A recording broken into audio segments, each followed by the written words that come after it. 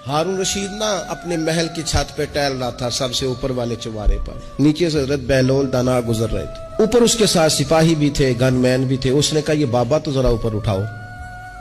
उन्होंने एक डोली, एक टोकरी समझ लें, उसको रस्सियां बांध के नीचे फेंका।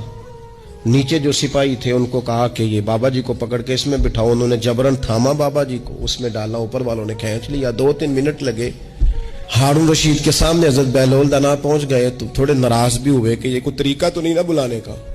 मुलाकात हुई तो कहा, क्यों बुलाया? कहने लगा, एक मसला पूछना था। फरमाने लगे, बादशाह है ना, तेरे मसले पूछने का भी अपना ही अंदाज है, पूछ मसला।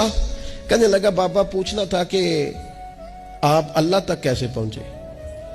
हजरत बहलोल दाना चुप कर गए। 2-4 मिनट के बाद कहने लगे, जिस तरह अभी अभी जमीन से तेरे तक नहीं पहुंचा, बिल्कुल इसी तरह पहुंच गया और रब करीम की बारगाह तक।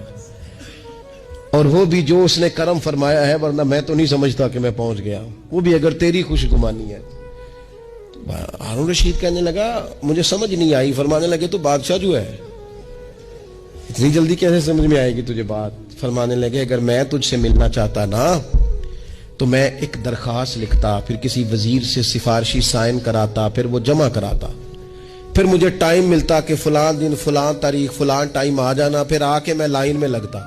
फिर भी तू बादशाह है, तेरा मूड बनता मिलने का कि ना बनता। जब मैं चाहता तो पता नहीं कितना टाइम लग जाता, जब तूने चाहा है ना तो 1 मिनट भी नहीं लगा। फरमाने लगे, मैंने दावा ही नहीं किया कि मैं जद्दोजहद करके पहुंचूंगा। मैंने तो रब की बारगाह में आजिज़ी की है, फिर रब ने ही करम फरमाया है, उसी ने मेहरबानी की है। माना कि मोहब्बत के सफर में हर गांव पे 100 मुश्किल है, लेकिन ये सफर आसान